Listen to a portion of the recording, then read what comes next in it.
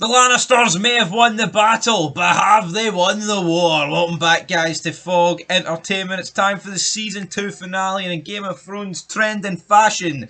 It was a bit of a lacklustre finale. Episode 9 delivers it at the park yet again, 2 seasons running, and then the finale just goes, we don't want to give you that. We'll just slow it down, like Stannis' boat with no paddles. Yeah, I feel a wee bit, I don't know, sad, I guess. Season 1, the penultimate episode, really good. Season 2, penultimate episode, really good. And then both finales, a little bit lackluster, not a lot happening. And you do feel like they kind of lost a lot of momentum, a lot of steam. Just, I don't know, a final episode, I kind of wanted to be balls to the wall, and it just really wasn't. So, yeah, we start in King's Landing, where Tyrion Lannister finds out that he is no longer the Hand of the King after Grandmaster Pycelle tells him that your father is here and that he is taken over as with his hand duties, essentially. Then we get fairies coming in and thanking Tyrion for saving the city because no one else will. So Tyrion's kind of forgotten about. Big scar on his head. Nobody's giving him any credit. I mean, Joffrey was too busy hiding. Tywin Lannister just turned up right at the end to take the glory. Tyrion was the one that basically protected the city. He's the one that won this battle, but no one's giving him credit, and he's just left in some little shitey quarters to die. Yeah, I feel sorry for Tyrion here. No two ways about it. I mean, it wasn't single-handedly, I guess. Tywin did come in at the end, but I've lost a bit of respect for Tywin. I know he's the imp, I know he's a wee midget man, but put a bit of fucking respect on his name. It's a joke. It's a disgrace. It's a catastrophe. King Joffrey then congratulates Tywin, officially names him Hand of the King and Saviour of the City. Littlefinger is awarded Harrenhal because he has brokered an alliance between both houses. And Margaery is now going to wed Joffrey, and I guess Joffrey no longer has any needs, any plans for Sansa. He didn't want to give her up, but it looks like Cersei and everyone else here believed that it was a better deal for the Lannisters and the Tyrells to join forces, whereas, I mean, what use is Sansa really to Joffrey now? No use, but here, there's no escape for Sansa. She should have took the Hound's deal. Yeah, she should have took the Hound. The Hound could have left with her, but no, she's trapped now in King's Landing. I mean, she's happy that she's not married to Joffrey, or not getting married to Joffrey, but I can't imagine that her life's going to get much better. What else do we have? On Dragonstone, we have Stannis. He's retreated back to his place. He's raging. He's not happy. He grabs Miss Elandra. He's like choked her out, showing that, you know, he believed in the stupid Lord of the Light, but that didn't get him anywhere. But then she says that there's this creature or whatever. She gets him to look into the light, look into the fire. And Stannis says he sees something.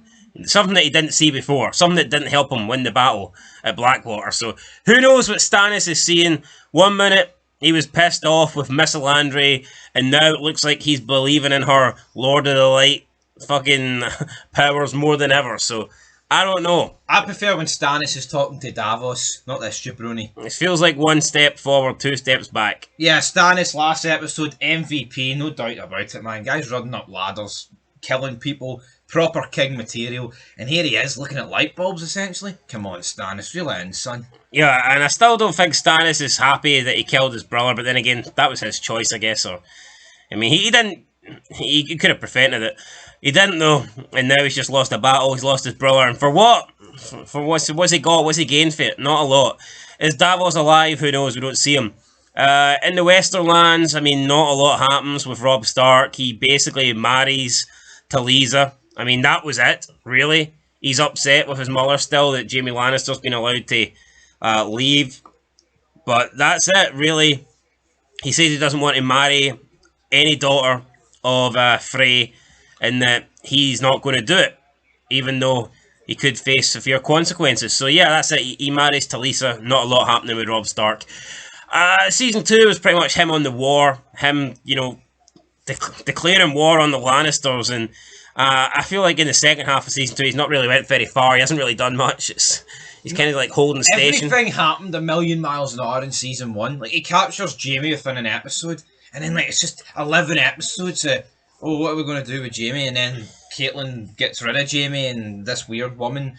Brienne of Tarth is taking Jaime throughout the back to King's Landing, and when they run into 3 Stark men, she just kills them. Again, I think she kind of had to, because, I mean, it wouldn't have ended well. But, I mean, her saying, I don't serve House Stark, I serve Lady Catherine. I mean, it's the same fucking shit, isn't it, really? Yeah, it is the same shit. I mean, why not just accept it? You know what, Jaime, you're right. Actually, I've actually killed 3 Stark people here. But it's because of the deal I've made. Yeah, these Stark men obviously found out Jaime was Jaime. They wanted to take him back, and she had made a deal with Catelyn Stark, and therefore she killed them. Bit overpowered, in my opinion, killing all 3, but whatever. She done that. But yeah, she's held in like a different light to what Greyjoy did. Theon. I mean, yeah, he killed one of the top guys at Winterfell, but I bet you he'll be treated a lot worse than what this big freak's going to be treated.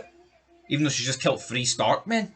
Come on, play the game. 3 Stark men. So, yeah, I mean, even you look at Catelyn's decisions now have got Stark men dying. No, Caitlyn's a fool. I said this back in season Although, 1. did you see the way they kind of portrayed these Stark men as bad men? Yeah, I know I did. So, pathetic though. Why can't it be? She just killed them. Why was these random 3 Stark men bad, but like all the other Stark men they've kind of portrayed as good? Yeah. But it just so happens that the 3 random ones that Brianna Tarth kills happens to be bad. They happen to be bad men. Ridiculous. At Winterfell, Theon is... He's done. We hear the horns going. Master Luwin says there's a chance that you can escape here. There's an underground passage I could show you, but Greyjoy's not having it. He said he's going to go out.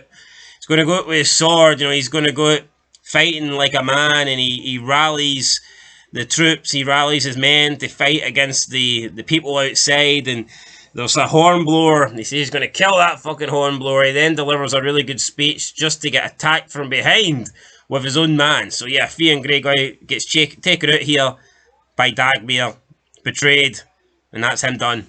Yeah, I can't believe that's him done. Well, I mean, not dead, but I don't know. I kind of actually felt sorry for Theon here a bit. But what I would say, I think that's good writing, because he's been all over the place this season. He's a dickhead. You feel sorry for him. You don't. You do. I'm interested what season 3 holds for him. Then we see Luwin, who has managed to escape, but he's not in a good way. Bran, Rickon, Osha, Hodor, they emerge. We find out that Theon never killed Bran or Rickon. I mean, that's all good that he never killed them, but he literally did just kill 2 other random little boys for no reason. Yeah, which Ned Stark wouldn't approve of. So, I mean, it's almost like, oh, look, Theon Greyjoy didn't go ahead with it. He's not that bad. He didn't kill these 2 kids.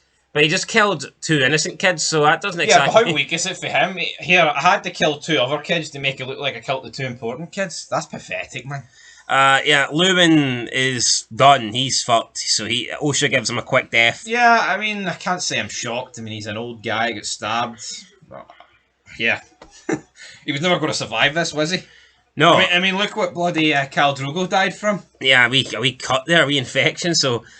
Yeah, this guy wasn't going to survive this. In the Riverlands, we got Arya, Gendry, and Hot Pie. They cross paths with Jaqen H'ghar. He obviously helped them escape last time. He offers to take Arya with him to Bravos, but where she can learn skills and she can, learn to kill people like he can, but she declines because she wants to be reunited with her family, which is fair enough. Jaqen then gives her a coin and says you have to mutter the words Valar Morghulis, which is the name of this episode, and if you say that, then you will find him again. So there you go. And then his face changes, and it's pretty weird. He changes into like this kind of older looking guy, and it was a bit of a weird scene, to be fair, but I guess because he is like, I don't know, a man of 1,000 faces, or whatever. The faceless man. I don't fucking know, so it's weird. Not a big fan of that stuff, but I mean, whatever. It is what it is, isn't it? It is what it is. And then in Quarth, I mean, I don't care for this. Oh, Daenerys runs up here, goes into this pyramid. She sees Khal Drogo and their son. It didn't happen. Gets her dragons back. They're chained up. This guy's laughing away. You're never going to get your dragons back, Daenerys. 10 seconds later, the dragons have killed him, even though they were like, 3 inches big. Yeah. Then one of our maids, Doria. She was sleeping with the black guy who said he came from nothing, and then Daenerys leaves them with nothing. She locks them in an empty vault to die, and I guess that's them done. I just think the quality of the show goes down when we go to Quarth. It doesn't even feel like the same. Quarf. It feels like, you know what it feels like? It feels like you're going through The Walking Dead, the Sea Nation. Pretty much. Just no interest in this. Anyway, she leaves with her 3 dragons. What's the guy called that was in Resident Evil, or like henchman? Jorah. I think he's the only guy worth a damn. Yeah, he is. But when you think about it, like Daenerys' story in season 2, what's it been? Yeah, they were starving, and then they got here, and then that's it, really. Kill everyone pretty much. I mean, that's pretty much what's happened. If you take Daenerys' season 2 away from the show, does it decline the quality of it? No, I would say it improves it because you got less shite. Yeah, and then Beyond the Wall, you got. I can argue this with this as well, by the way. I don't think the wall stuff's been good. Yeah, I thought it was good season 1, not so much season 2. Yeah, no, I would agree with that, but I know what the problem is. So, see with Daenerys and Jon Snow, is it better to have them in meaningless parts to bring them in later on, or would it just be better for them literally not to feature? Yeah, at this point, who knows?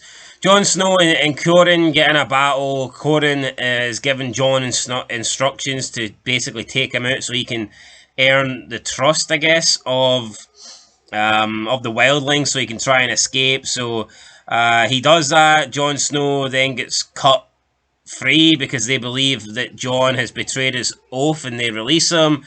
Now Jon is following the wildlings, even though he's not a wildling, but by killing Qhorin, they believe that he's betrayed his duties as a member of the Wall, a member of the Night's Watch, or whatever. Not the Night's Watch, the Black Men, the Wall, whatever, fuck it.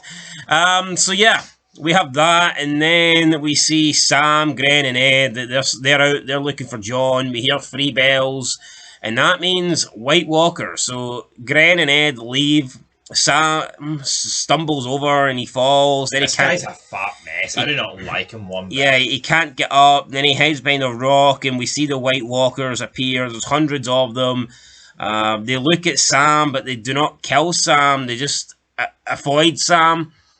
Is this something where like they only attack if like they think you're a threat, similar to like Predator, where Predator wouldn't like attack an unarmed person? Apparently, it could be something similar.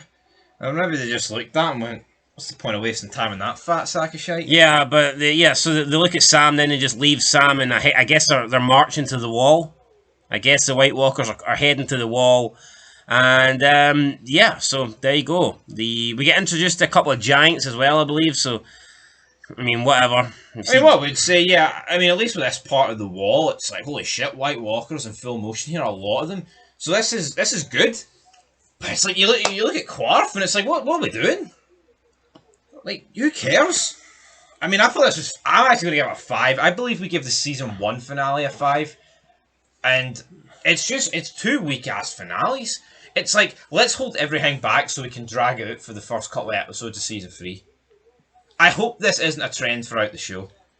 You need to go all out of your finales as well. You can't have like phenomenal episode 9s and then just have finales that suck. Yeah, no, I'm going to get a 6. I thought it was slightly better than the season 1 finale, but yeah, I mean, a bit disappointing. Sets up more questions than answers, really.